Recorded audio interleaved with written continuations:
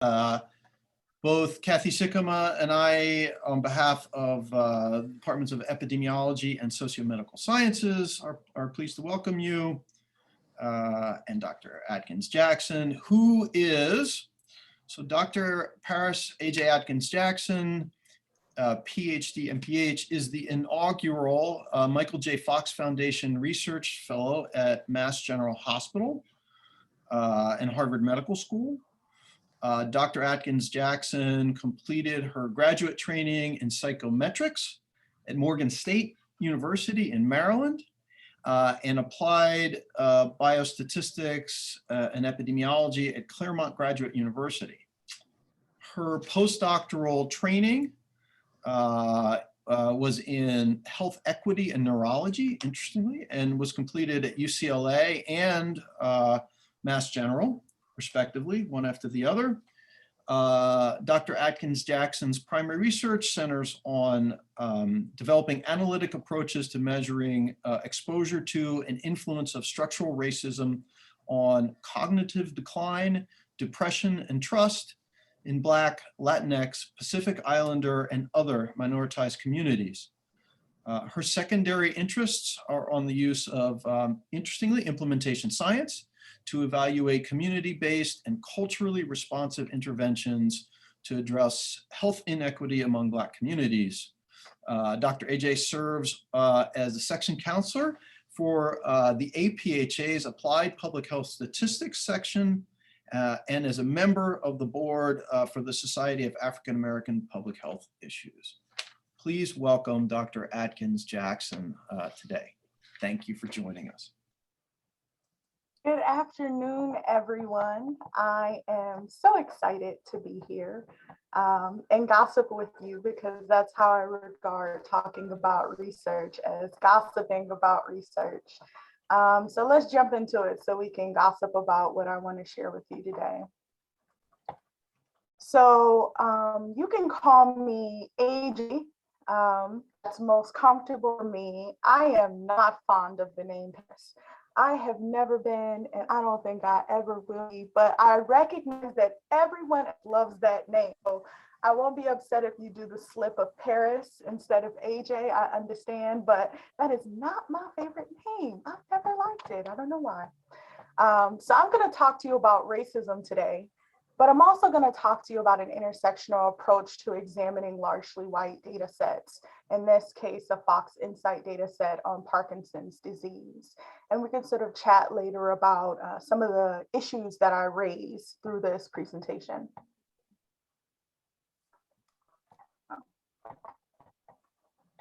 So I am coming to you live from Tongva land, which is also Southern California. This is where I originate. I am quarantining with family who are, spending a lot of family time. So if anybody feels the need to come kidnap me from my family, I will be packed and ready upon your arrival. But I am having a good time spending time with my nieces and nephews.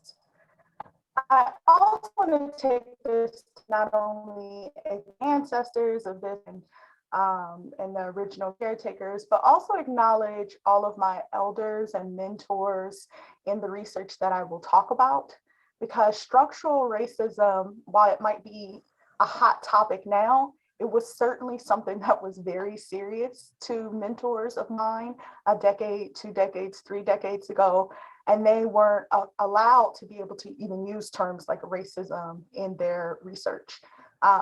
There was a time people couldn't even say discrimination. And I spoke with a couple of you about this yesterday, where you actually had the experience where you were trying to put discrimination in grants or in papers, and reviewers or editors that asked you to remove it. So I do want to take some time to just say thank you and acknowledge your efforts, because it's due to your hard work that I could even have a presentation today about racism and continuously say it throughout the presentation.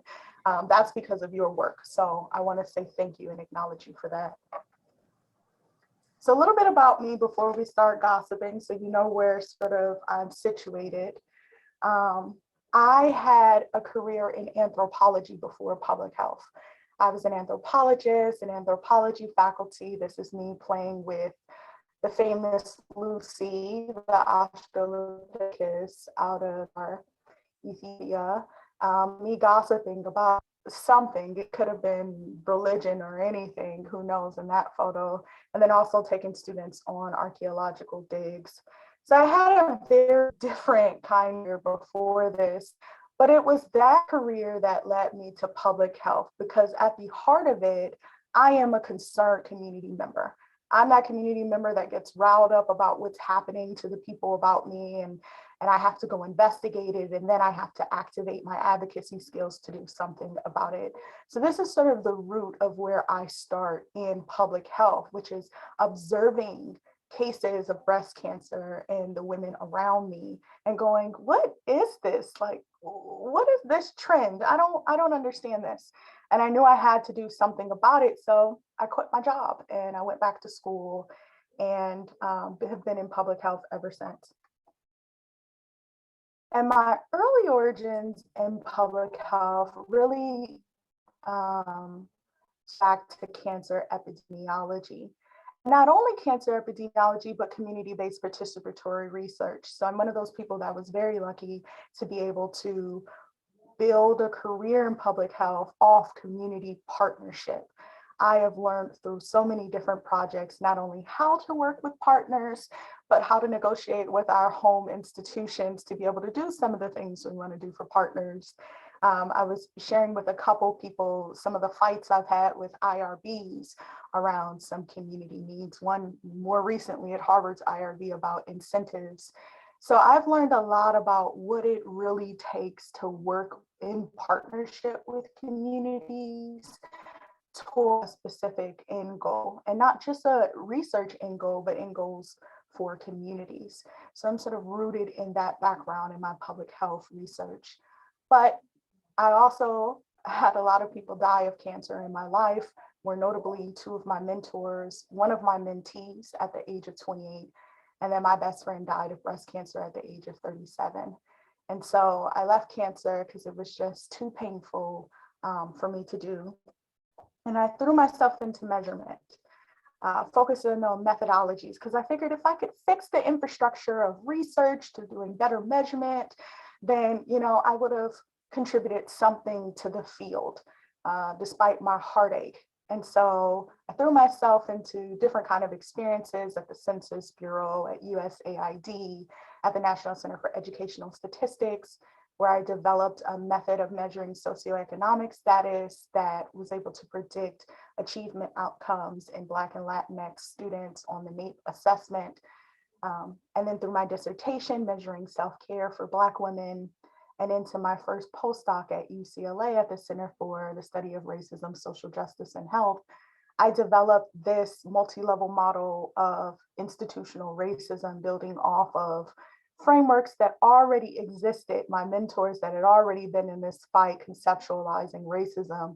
And so I used administrative claims and evaluation data to model out something that could predict how academic health institutions practice racism within an organizational structure.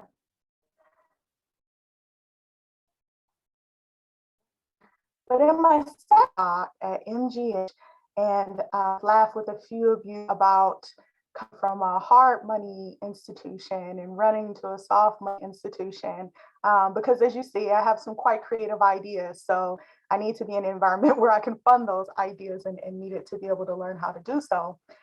I went to MGH and I wasn't quite sure what I wanted to do in neurology. It's just something was calling me, because I was greatly inspired by the paper that you see cited below, the Gleamore Manley paper from 2008, sort of rocked my world, talking about different life course exposures that may lead to cognitive decline in racialized ethnic groups. And I just felt that that was bull. I mean, you can survive all of these different exposures to then have your health diminished later in life. That felt very unfair, reasonable for me. So I knew I had to get in the fight. I had to do something about it, because I understood very clearly how all of these exposures were dictated by structural racism. And that is a picture of me as a child blowing out some birthday cake candles. I've grown up always understanding the role of racism in my life and how it dictated what access to resources I had. And then as I aged, what kind of health experiences I could expect because of racism. And structural racism is one of those interesting social determinants of health because it not only is a social determinant of health, but it influences all the other determinants of health. So it is the determinant of the determinants. That's how powerful structural racism is. And if you're not familiar with what structural racism is, I simply state that it is a system of structuring opportunities and assigning value. That's usually based on phenotypic properties. It operates at multiple levels, individual, internalized, and institutional. It unfairly disadvantages racial and ethnic minority groups, but it also, to Dr. Kamara Jones's mention, she always sort of drills this in, is that it unfairly advantages European and white individuals as well. And that system impacts our health in isolation, in collaboration, intermittently, continuously. There's just no end to the pervasiveness of structural racism in our health. So I like to conceptualize structural racism as Pinocchio. And you might have seen this on Twitter, if you're on Twitter with me, because lots of people like my Pinocchio portrayal of structural racism. So Pinocchio has all these wooden parts, and you can think of those as the various organizations or institutions, depending on what discipline you descend from, that make up sort of credit, police, social security in our society. Well, those organizations work together in systems like criminal justice and housing in our society. But then they also collaborate with other systems to produce inequity. So we have policies that connect social security to citizenship, and then connect to our courts to determine who gets to work in our particular society. So we have these mutually reinforcing systems, and they're all connected to each other through string. And that string are our policies that are embedded with racist ideologies and practices that then filter into our organizations that interact with us. So this is what we mean when we describe a system or a structure of racism, where you have all these operating systems collaborating with each other to produce poor health in certain communities or to produce great health in other communities. And so I work a lot with multidimensional models of structural racism. This is a 9-domain structure of a structural equation model of structural racism that I'm currently working with Sarah Santon at Johns Hopkins, using the 9 domains illustrated by Bailey et al. In her famous paper on structural racism. This model was tested with Doherty using census tract data on BMI. And so I'm sort of playing with it with Alzheimer's, dementia-related cognitive decline, and these domains of structural racism. And it's very important to use a multidimensional model because a lot of the people ahead of us have delineated very clearly the role of one dimension, like education or segregation, on these health outcomes. So now let's see what the full structure is doing to us. And toward that end, the K that I can't wait to submit, we'll look at the accumulation of that structural racism over time toward or on cognitive decline. But at MGH, I've been looking at other types of pathways. So pathways from structural racism to clinical trials. Through 2 projects in particular, the Stop COVID California one is connected to the NIH SEAL initiative that's been going on for the last year to increase diverse representation in vaccine trials. And then we pivoted to increasing vaccine uptake once the vaccine was available. In the Trials and Trust study, that's a Michael J. Fox funded study, where I interview people who participated in clinical trials and discuss with them the social determinants over the life course that they've experienced that led them to the clinical trial, and then what they're negotiating during the clinical trial. And the goal of these two studies have been to demonstrate that while we focus on things like trust and vaccine hesitancy, those things are not always symptoms of historic abuse. They are symptoms of social determinants and structural racism impacting people's day-to-day experiences that produce the kind of trauma that leads to the kind of distrust that leads people to not want to participate in clinical trials. But we can gossip about this in the Q&A. I've also been working with Michael J. Fox to identify disparities in PD because it's one of those particular conditions that are often referred to as largely white. And it's referred to this way because we haven't been able to adequately look at Parkinson's disease in other groups. And so I've been sitting with this question of, given lack of representation in the research that we do, how can we identify the unique role of social determinants of health on the various outcomes that we explore? And further to that point, how do we center the study of social experiences in large, predominantly white data sets, given the lack of representation that we have? Excuse me.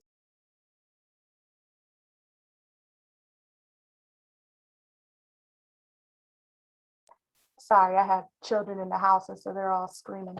Can y'all please, thank you for a second.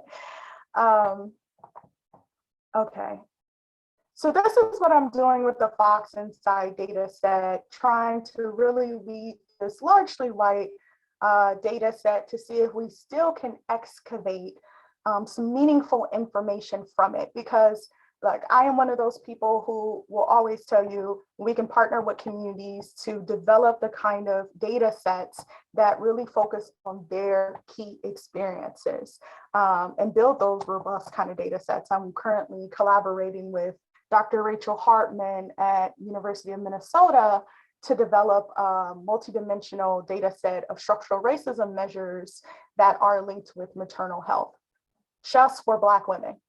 I completely believe in doing that kind of work, but I also know there are lots of data sets that have largely white populations that can still derive some meaning for us. It just takes a different type of methodology to still extract that kind of data. And that's what I've been playing around with. What can we still gain from some of the data sets that we have? Because I also want to honor the reality that there have been tons of people, despite social determinants and structural racism, that have still dared to participate in clinical trials. And I want those stories to still be present when we do these data analyses. And they often are not. So I want to make sure that we focus on those stories as well. So if you're not familiar with Fox Insight, it's an online clinical study of experiences of people with Parkinson's. And so Michael J. Fox Foundation funded me to look at the disparities in their cognitive outcomes, which consists of the PDAC, the PENS Parkinson's Daily Activity Questionnaire that they have. And the PDAC was originally 50 items, but it was reduced to 15. And that scale is what is in one of the assessments that people complete in the Fox Insight data set. The Fox Insight is fairly new, not even 10 years old, more recent, but they've managed to get about 49,000 participants in the data set. Some are age-matched controls, but 29,120 are persons with Parkinson's disease. And Michael J. Fox Foundation tends to, or more recently tends to focus on trying to increase their representation in other groups. So they have all these smaller studies targeting Black populations and Indigenous populations. And so because of that, we have some sample to pull from when we look at diversity in this data set. Now, there are some issues with measuring race. So I wanted to try an intersectional approach, and I'm going to talk to you about that. That's the stuff I want to gossip about today. So the daily PDAC has certain cognitive activity of the scale, like handling an unfamiliar problem, learning to use new gadgets, using a map, and counting the correct amount of money when making purchases. Because it is an existing scale, I didn't want to go the route where we do odds ratios or t-tests. I wanted to see if I can employ some of the psychometric models that I'm familiar with because we are dealing with an actual scale. So I chose item response theory. In particular, Roche is one parameter model of item response theory, where what it does, if you're unfamiliar, is for a question on the assessment, say, how much difficulty do you currently have with ... and handling an unfamiliar problem. You make a selection on the response categories, and then everyone's responses, all 29,000 participants' responses, go through a logarithmic transformation from the categorical data into an interval scale of cognitive ability, daily cognitive ability, which is our theta. So that's our ability level for that full population. And for our analyses, we're going to look at item endorsability. Now, if this was not polytomous and we were looking at dichotomous outcomes, we might refer to it as item difficulty, and you will see some of that language in here as well. But usually when it's polytomous items, we say endorsability. So let's say we go through this logarithm transformation. I hope you're all enjoying all these graphics. And then we're provided this interval scale. And the black line is going to be theta. That is our daily cognitive ability for the full sample. And on the scale, we get each item's level of endorsability given that theta, given that latent trait of daily cognition or cognitive ability. So at the top, you have the most difficult to endorse, and at the bottom, in the negatives, you have the least difficult to endorse, or some people will say the easiest to endorse. Now, we assume with endorsement that if you endorse this item with daily cognitive ability for the full sample, then it's some indication of your ability to do the item. So people will say that remembering a list of 4 or 5 errands without writing it down is one of the most difficult items to do because it's one of the most difficult items for the population to endorse. And so that's how you can sort of interpret this situation here. Now, we don't just want the full sample. We want to be able to compare groups. So I decided to use differential item function, or diff. The diff allows us to do is not only compare groups, and T represents our response categories, but the level of ability for each group. And another thing we can gossip about at another time is diff is a little funny. So diff converts these categorical variables into an interval scale. It takes the mean value for each group, not a member of the group, mean value for each group, and uses it as a fixed variable and runs chi-square analyses between the two. So it's an interesting way of transforming and then retransforming variables, which we can gossip about what our models are actually doing and we're not capturing. But that's something to consider. So this is how I ran diff, particularly for the racialized ethnic categories, because I didn't want to make executive decisions for folks. There was probably about 26% of the population that regarded themselves as multiracial or multi-ethnic. And I didn't want to make executive decisions like, no, you're only Black or you're only white. So I didn't exclude those multiracial people. So instead of comparing groups to each other, I compared them to people who designated they were a part of that group or designated they were not a part of that group. And just briefly, because this is not the stuff I want to gossip about, I will tell you that there were significant differences or significant in 10 of the 15 items on the PDAC between being white and not being white. So that's already a problem. A majority of the scale differs by being white or not being white. And those are items like using a map, learning to use new gadgets, or counting the correct amount of money. But we have an issue here that we have to deal with in research, which is the issue of race. And many of you have already been talking about this, and my structural racism colleagues really harbor on this. And they make the recommendation to avoid using race. And that's also a recommendation we make in our upcoming paper in AJE, American Journal of Epidemiology, where we describe how to measure structural racism. One of the things we say is avoid using race if you can. because what happens is we know that there are no biological differences between the races. However, we don't often say that there are social reasons why racial groups are experiencing disparities when we do our write-ups. So what is left for interpretation is that some of the differences that are experienced or the disparities that we see are biological, and that's problematic. I would actually argue as an anthropologist that they're probably not even cultural. I used to tell my students, unless all the races got together in a convention and agreed upon all of their practices, then we cannot assume race equals culture. So there's some issues here with this interpretation.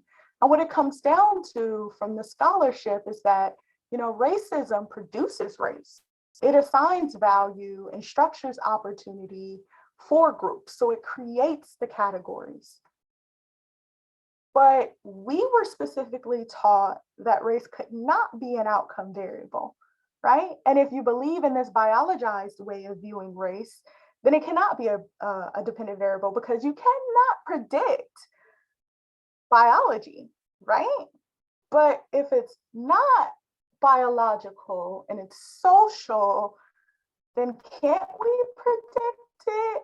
But so you see how we loop ourselves into a conversation that we really need to hash out, because I think this is the crux of the issue we're having between the people who do these kind of analyses and people who are theorizing about structural racism, is that we don't really know what to do with race in our analyses. And so race is not biological, it's categorical. I mean, our statistical models do not treat categories well. We struggle a lot with our logistic regressions, and machine learning is learning how painful this has been over time. So what do we do with this situation? And so one of the things we propose in the paper that I'm going to show you is an intersectional approach, where I complicate the racialized ethnic group because of experiences like these books. And if you're not reading outside the discipline, I strongly encourage you to, because reading stuff from the humanities and from the social sciences really helps us understand these health experiences, things like segregation and the migration experience through the book are very helpful in understanding what is happening to people so that we can understand what is happening to their health later. And we know that these society structures things in these categories that overlap with each other. So based on this intersectionality, what can we do to better understand the experiences in people in this data set, in the Fox Insight data set? So I decided to do an intersectional approach. I take the full sample. And now we all know these with our analyses, that when you analyze things in aggregate, sometimes the larger of the sample drives a lot of the findings. And I saw that in this sample as well, that often those item difficulty values that we saw were largely driven by the 26,000 white participants in the sample. So I said, you know what? Let's disaggregate the data. So I literally separated the data sets, created 7 different data sets. This bottom category to the bottom right, P&A, was to prefer not to answer. This is a nod towards a lot of the literature I'm reading on the disparities occurring in Middle Eastern populations. And this is not a group that we designate on the OMB or even as a health disparity group to explore what's happening in these populations, although we all know discrimination is impacting this population. So I want to excavate what was happening in the groups of people who didn't find themselves in a category. So P&A are 700 plus people who selected prefer not to answer for both racialized group and ethnicity. 700 plus people. How many people in your data sets didn't select any of the groups that you provided? So while this could be a range of people, it might not be Middle Eastern people, but it's just a nod towards the fact that there are other people's experiences that we are not capturing that are salient. I also created an 8th group for the differences that occur when we see data in our Latinx populations. So I have a population of people who designated they were Hispanic. That's 1,100 plus people. But then there's also a population of people, and my family is included in this, will designate Hispanic on a survey, and then put no race. So I wanted to see what experiences were there. So I separated that group. But I also know experiences are gendered.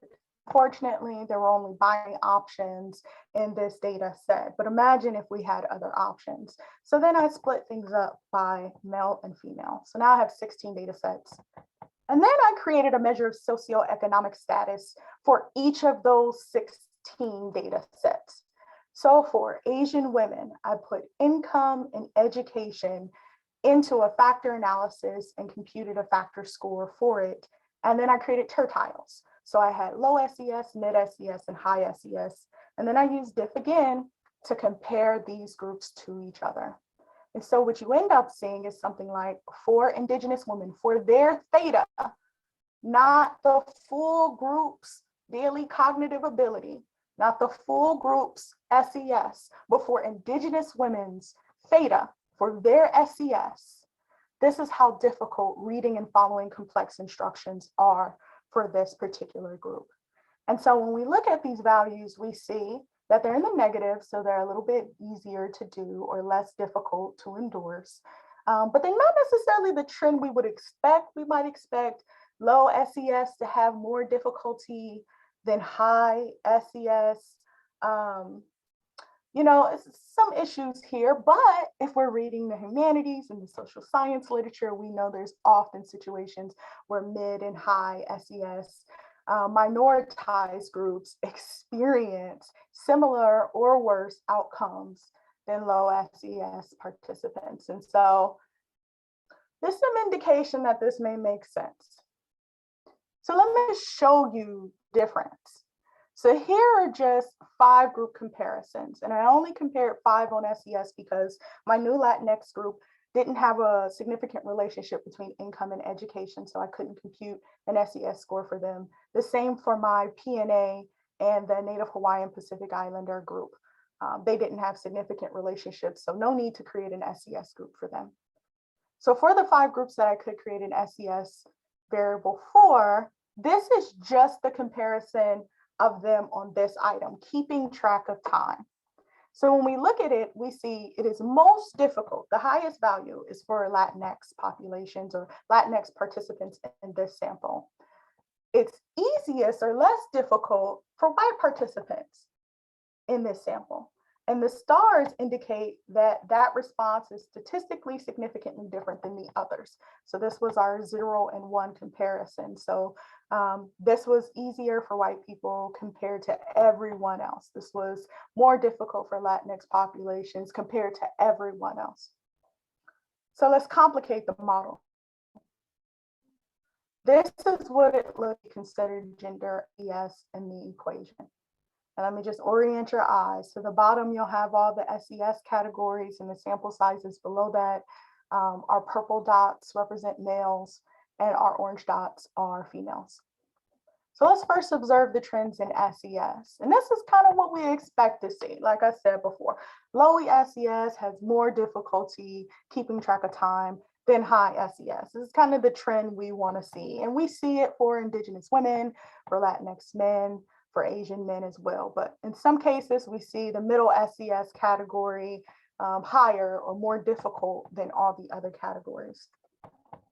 And although we didn't run statistically significant differences between gender, we can just eyeball and observe the differences between males and females on these analyses. But here's our line. That red line represents the value for aggregate Latinx participants in this sample. This is their value, -0.97. If we just went with aggregate racialized ethnic groups, we would miss the stories of all of these people who it is more difficult for them to keep track of time. Look at our highest value. That wasn't in the Latinx category. Indigenous men with mid SES, we would have missed that story. We would have assumed we needed to target Latinx populations as opposed to all these other individuals that we didn't see.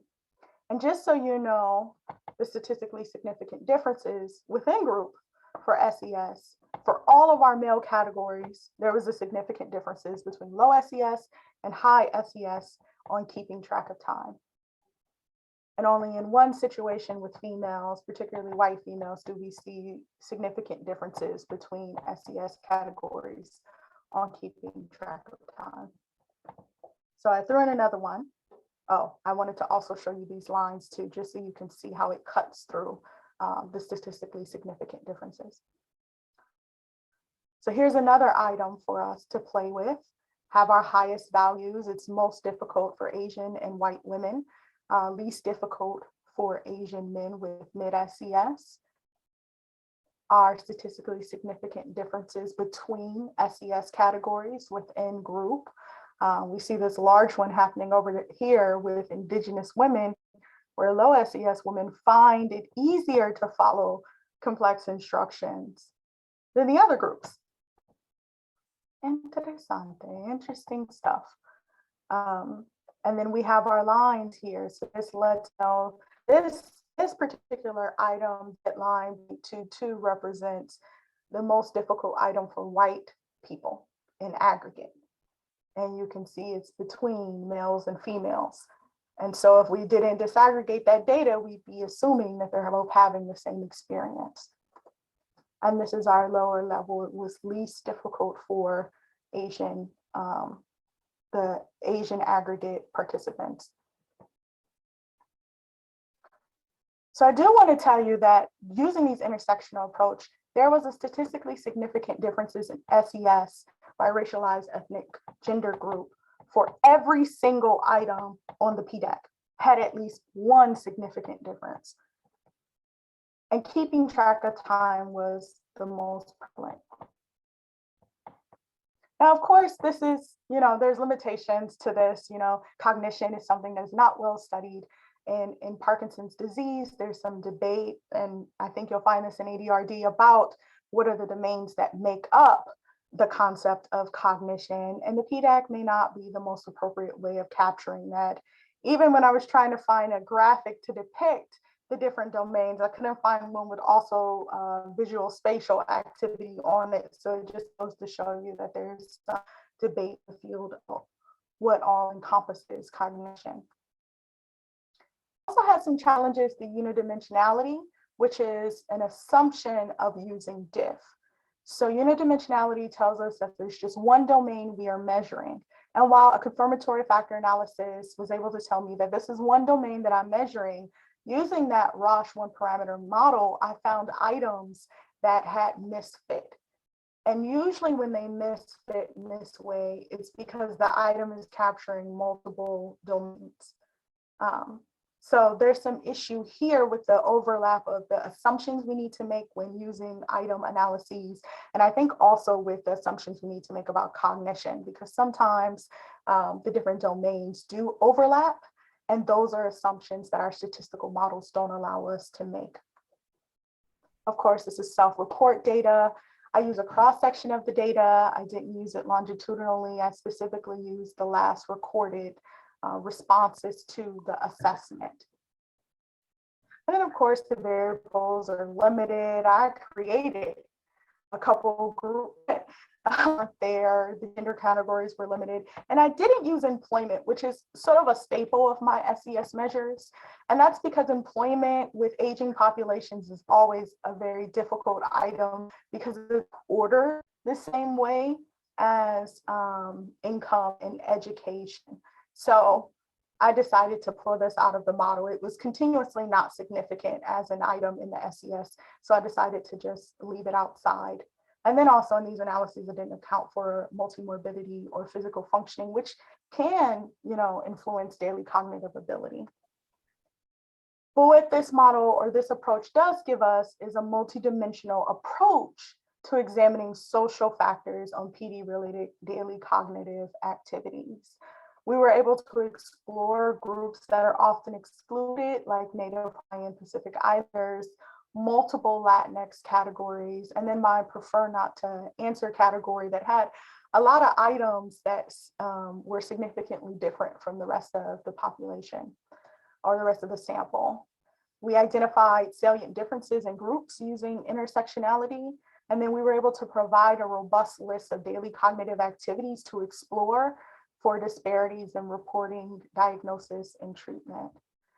And so I wanted to present this approach because, we don't know until we try, until we start playing around with the kind of models and methods that allow us to mirror the stories that are within the data and really look at the experiences that often go unnoticed because we are controlling for social factors in our models as opposed to centering those experiences. And so one of the recommendations we also make in this paper that I always make in my work is to center social experiences. To me, it doesn't make sense if we know social experiences like SES and race are going to drive a lot of the statistical analyses that we do. We know it so much so that we then have to adjust for it in our models. For me, that tells me at some point we need to center it. We need to make it the main story, as opposed to trying to find a reality with which it is not influencing the variables that we're looking at. If it's always going to do that, let's explore how. Because I want to be able to tell the stories of people that often go unnoticed or ignored, not only in our data, but also in our society.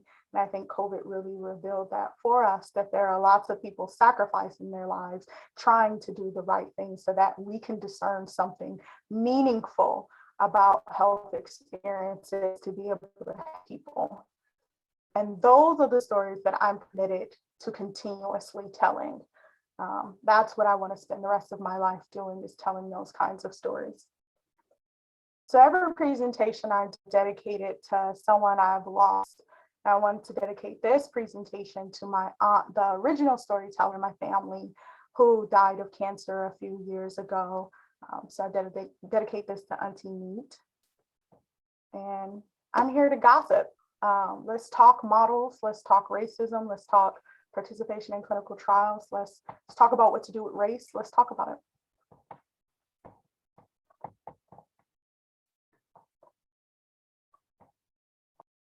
Thank you, Dr. Adkins-Jackson. That was fabulous. Really enjoyed that. I'm going to ask any of you who want to either put a question in the chat. I'm happy to read it, but it would be better if you could either ask, just unmute and ask, or put your video and unmute and ask. And we're open to any questions that you might have for Dr. Adkins-Jackson.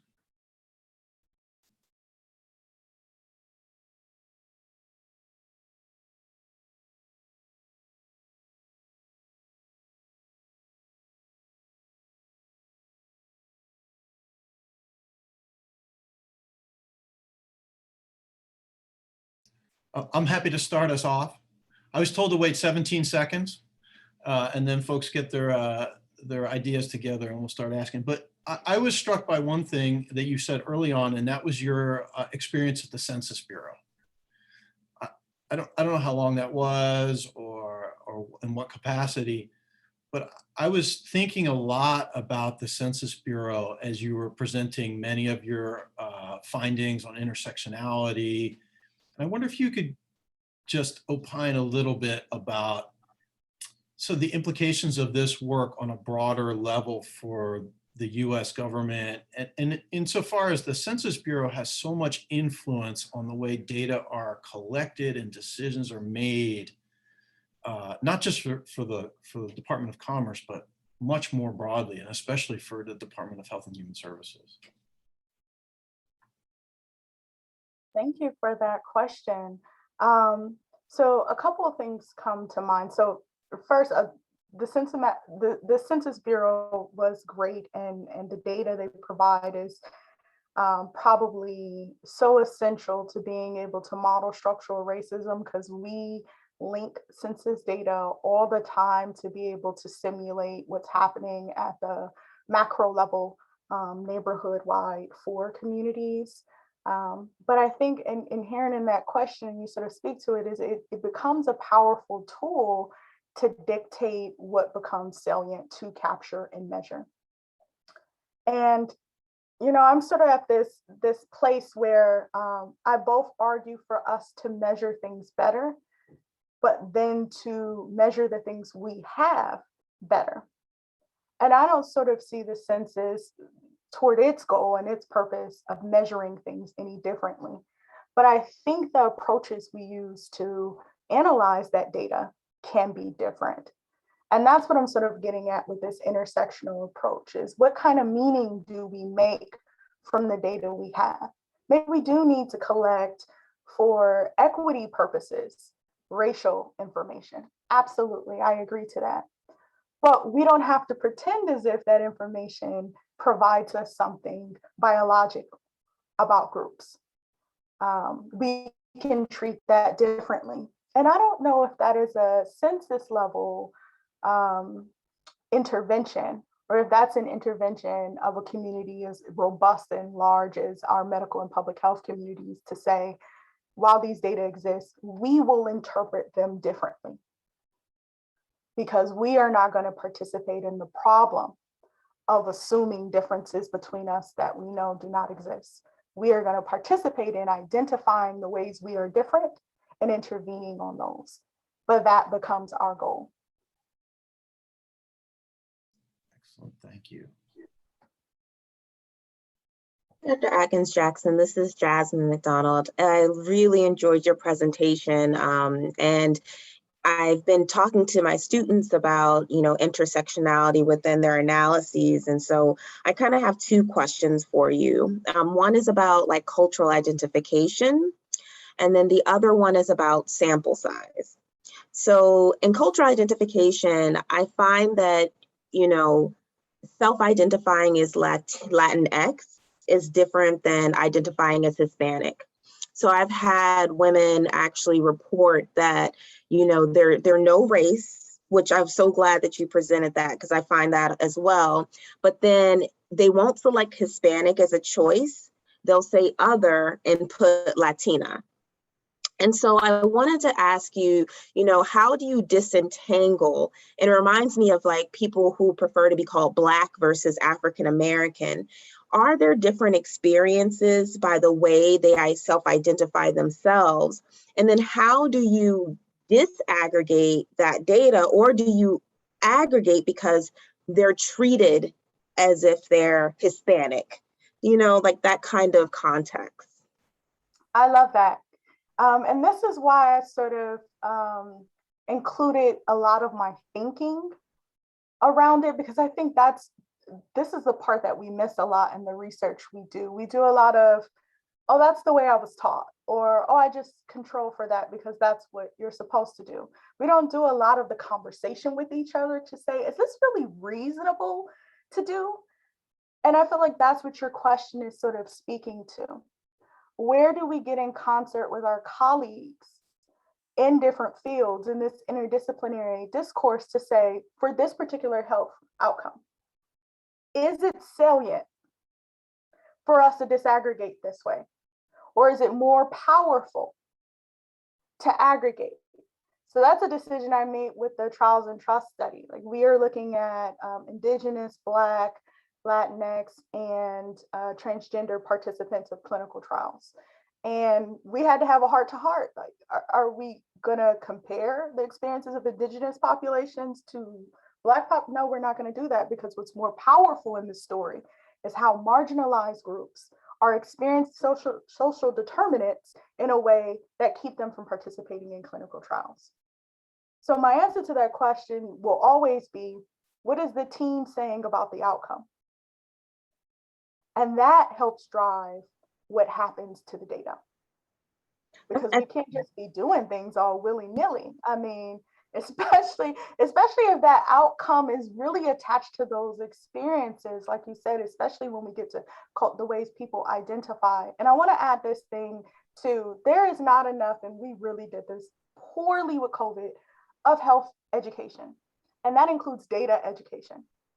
Because there are ways we can talk to our communities to say, we are collecting data in these categories. You might not agree with them, but we are collecting data in these categories because we're trying to monitor equity. We're trying to make sure the way that people are categorized in these categories are not missing out on resources. And then they understand very differently how they're responding to these surveys. But we crosstalk in this society. We say, identify how you want to identify. And so they sit and look at the survey and go, other, because that's not me. But we don't have those kind of conversations. So I wish we can do better at that kind of information. And then people would look at their census data differently. Like, you know what? I feel like I'm of Haitian descent. I was adopted by a woman from El Salvador. People assume a lot of more things about me than that. But because of that experience, I live between worlds. But that's not how people treat me.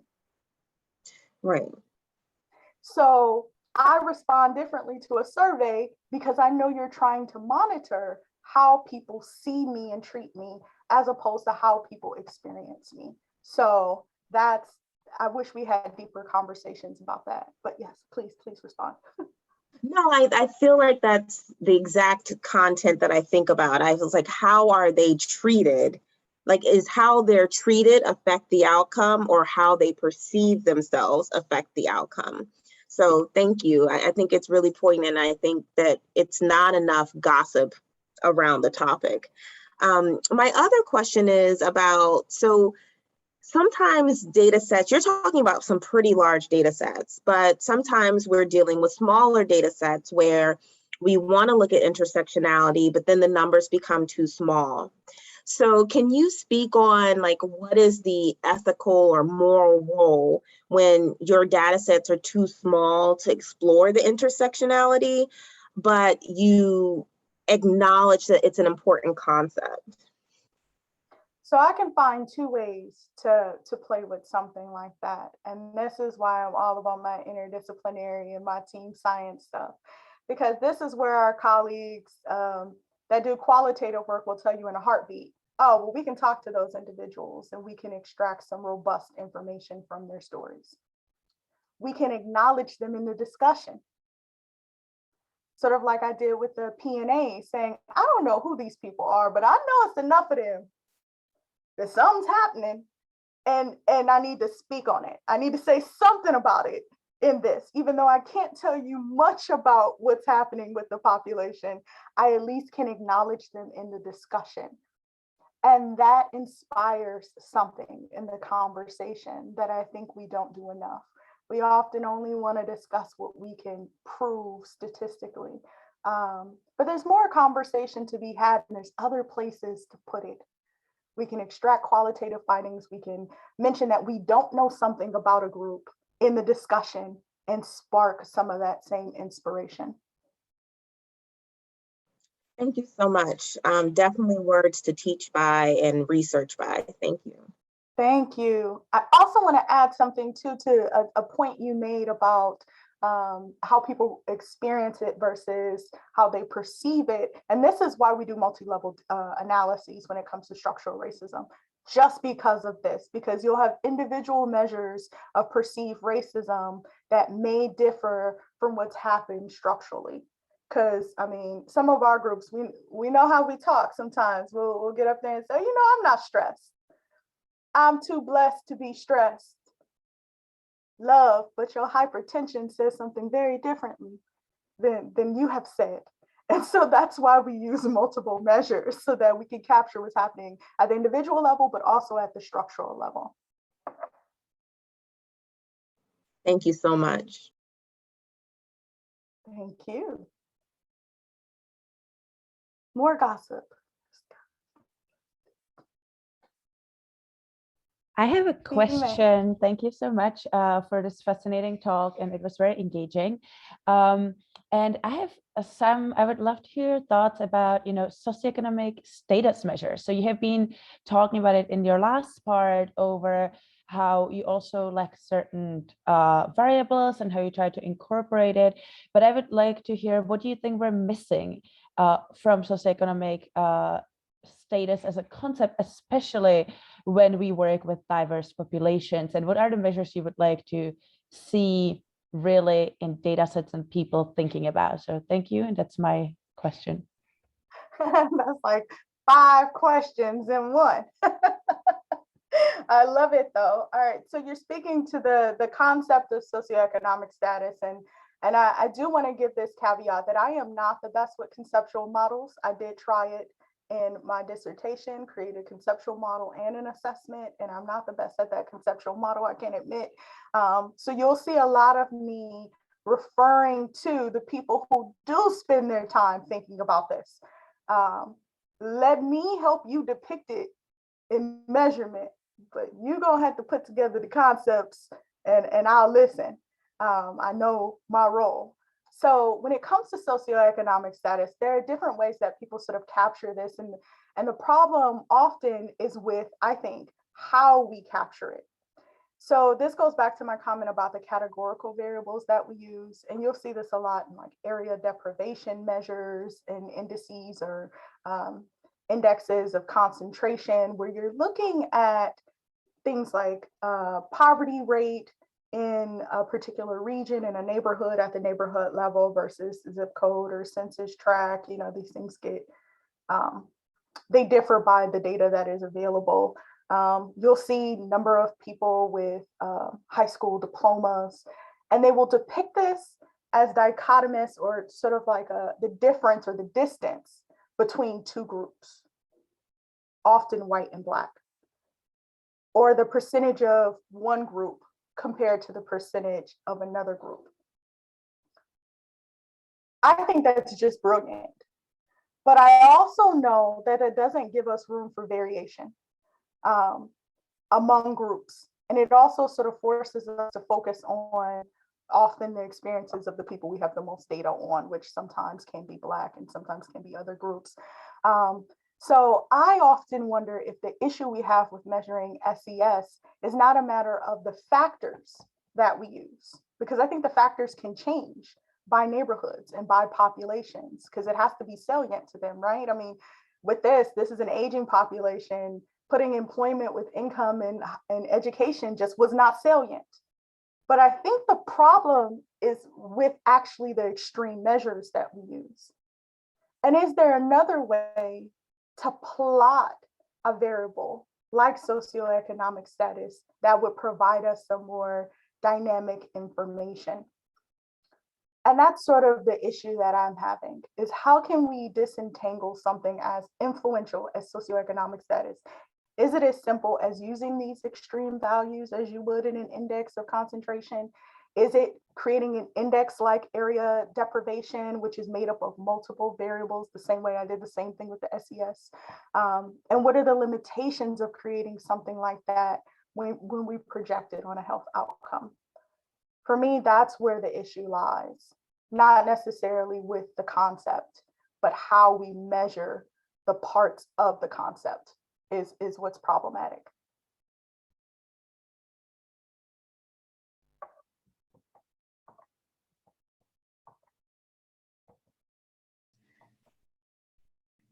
Oh, but I just remember one part of this. You asked me, what would I like to see more?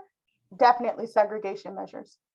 Because I think we see this a lot, as it's eating up more variance in the model than everything else. And you know what, actually, I want to go a little bit deeper on this, particularly on this one item, right? So there's this item using a map. It drives me nuts because it differs by education and income. And everyone will tell me that makes sense. However, if you can tell me where in your college education you learned how to use a map, then I don't believe you, okay? Because that does not make sense. That using a map differs by education level. That's not reasonable to me.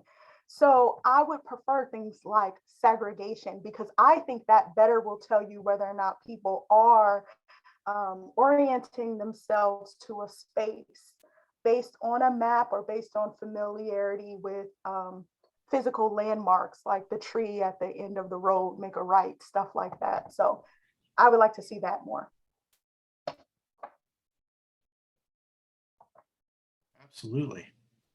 Absolutely. That's a great comment. And some of those segregation metrics are calculable with some of them are with existing data. Fascinating stuff. So there's a lot of great comments coming in. People really enjoyed the talk. Thank you, Dr. Adkins-Jackson. We are over time. If there's one more question, that we can maybe entertain one more question for anyone who wants to stay on. If anyone has a burning question. I know I still have some, but I'm going to get to talk to you in a little while. So I'm looking forward to that. That was just great. And hopefully we all get to gossip with you a little bit more afterwards. And anyone else who's not meeting with Dr. Adkins-Jackson directly, feel free to reach out to either myself or Kathy Sickerman. We're happy to arrange something for you. Thanks everyone for attending. Thank you, Dr. Adkins-Jackson, for a really inspirational talk. We enjoyed that, learned so much from you.